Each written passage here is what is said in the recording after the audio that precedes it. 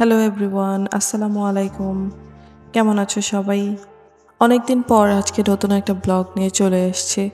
আসলে দেশের পরিস্থিতি অনেকদিন ধরেই খারাপ, সেই কারণে তেমন একটা বের হওয়া হচ্ছিল না। সবকিছু মিলিয়ে মোটামুটি ১ মাসের মতো আমরা একটা খারাপ সময়ের মধ্যে দিয়ে গিয়েছি। যার কারণে বের হওয়ার মতো সুযোগ বা মন মানসিকতা কোনোটাই ছিল না। যাই হোক, আজকে ওয়েদারটা খুব ভালো ছিল আর বিকেলবেলাতে যেহেতু একটু ফ্রি ছিলাম, তাই জন্য বের হলাম বাসার জন্য গাছ কিনবো। মোটামুটি অনেকটা পথ আসার পরে আমরা রাস্তাটা খুঁজে পেলাম। মাওয়া রোড হয়ে এই নার্সারিটা, কিন্তু এক্স্যাক্টলি জায়গার নামটা বলতে পারছি না, কারণ এখানে কোনো বিলবোর্ড ছিল না আর নার্সারিতেও লেখা ছিল না যে আসলে কোন জায়গাতে, সেই জন্য বলতে পারছি না। তবে এটা একদম মেইন রোডের পাশেই। তোমরা বুঝতে পারছো কিনা জানি না, এটা একটা বিশাল এরিয়া নিয়ে নার্সারিটি। প্রচুর গাছ, চারদিকে শুধু সবুজ আর সবুজ। সত্যি বলতে কি, চোখ জুড়িয়ে যাচ্ছিল। আমি এখানে মোটামুটি যতক্ষণ ছিলাম আমার কাছে মনে হচ্ছিল যেন আমি প্রকৃতিতে হারিয়ে গেছি।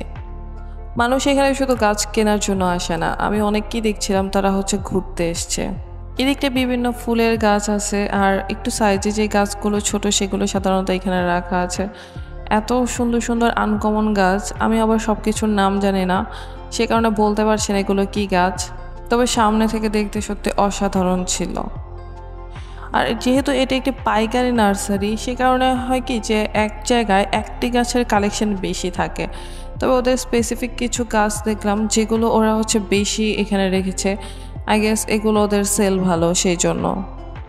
এই যে এই গাছটি সামনে থেকে এত সুন্দর দেখতে ছিল, মনে হচ্ছিল যেন স্পেস থাকলে সবগুলো যদি নিয়ে যেতে পারতাম বাড়িতে, চারদিকে শুধু এই গাছগুলো লাগিয়ে রাখতে পারতাম। কিন্তু সেই সুযোগটা আসলে নেই।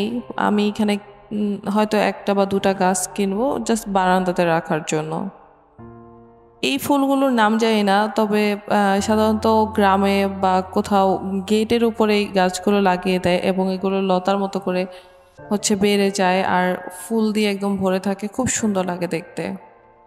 এই ফুলগুলোর আবার কলম করা কিছু গাছও দেখতে পাচ্ছিলাম। তার মানে দেখা গেছে যারা অনেক স্পেস নেই, তারা চাইলে বাসার সামনে এই অল্প জায়গায় কলম করা এই গাছটি রাখতে পারবে। ওভারঅল না, এত বড় জায়গা যে আমি ঘুরে শেষ করতে পারি নাই।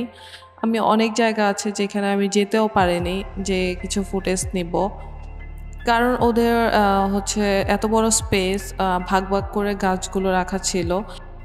এই সাইডগুলো বিভিন্ন ধরনের ফলের গাছ ছিল, এর মধ্যে আমও ছিল, আম গাছে আমও ধরা ছিল, জানি না কেমন হবে। আমড়া গাছ দেখেছিলাম, তারপরে নিম গাছ ছিল অনেক। এখানে এগুলো কিছু ফুল গাছ দেখে কেমন যেন মনে হচ্ছিল যে চা বাগানে চলে আসছি এরকম। এটি এক ধরনের জবা গাছ, একটু আনকমন ধরনের দেখতে ছিল, খুব বেশি বড় হবে বলে মনে হয়নি এই গাছটি। বাসার মেন গেটের পাশে ইজিলি লাগিয়ে দেওয়ার মতো ছিল। যাই হোক, তো আমরা 2টা গাছ নিয়েছি এবং ওনাদেরকে বলে আসলাম গাছগুলো সেট করার জন্য। এতটা সময় কি করব, তাই ভাবলাম একটু সামনে থেকে জাস্ট ঘুরে চলে আসব। এটা মাওয়ার, ঢাকা মাওয়ার যে রোডটা সেটা। তো এই রোডেতেও আসলে ঘুরতে সবসময় এমনিতেই ভালো লাগে, আর হাতে যেহেতু কিছুটা সময় ছিল, জাস্ট একটা রাউন্ড দিয়ে আবার চলে আসছি গাছ নিয়ে একদম বাসায়। এদিকে সন্ধ্যাও হয়ে গিয়েছিল, আর সেই কারণে তাড়াতাড়ি এসে পাখির খাবার বের করলাম, কারণ পাখিরা সন্ধ্যার পরে খায় না কখনোই। আর যত তাড়াতাড়ি অন্ধকার হয়ে যাবে তারা ঘুমিয়ে পড়ে। তোমরা হয়তো অনেকেই ভাবছো খাঁচার পাশ দিয়ে এরকমভাবে পলি দিয়ে রাখার কারণ কি। এটি আসলে বৃষ্টির জন্য। এখন যেহেতু বর্ষার সময় হুটহাট করে বৃষ্টি হয়ে যায়, তো অনেক সময় খেয়াল করতে পারি না, খাঁচাটা এখান থেকে সরানো হয় না। দেখা গেছে এটা একটা হেডেকের মতো হয়ে গেছে, সেই কারণে খাঁচার মধ্যে পলি দিয়ে রেখেছি যাতে করে বৃষ্টি আসলেও কোনো সমস্যা না হয়। আর এই পর্যায়ে যেহেতু 2টি গাছই নিয়ে আসছি, তো পাখির খাঁচার পাশেই রেখে দেব, এদিকে একটি আর অপর পাশে রাখবো আরেকটি। আমার ইচ্ছে আছে আমি পুরো বারান্দাতে আস্তে আস্তে গাছ দিয়ে ভরে ফেলবো। একসাথে সবগুলো কেনা আসলে সম্ভব হয় না। আর আমাদের বাসা থেকে নার্সারিগুলো একটু দূর দূর, যেহেতু চাইলেই অনেকগুলো গাছ একসাথে নিয়ে আসা যায় না, হুট করে যাওয়াও যায় না। তো সামনে ইচ্ছা আছে আরও বাড়াবো। তোমাদের কাছে ব্লগটি কেমন লেগেছে অবশ্যই জানিও।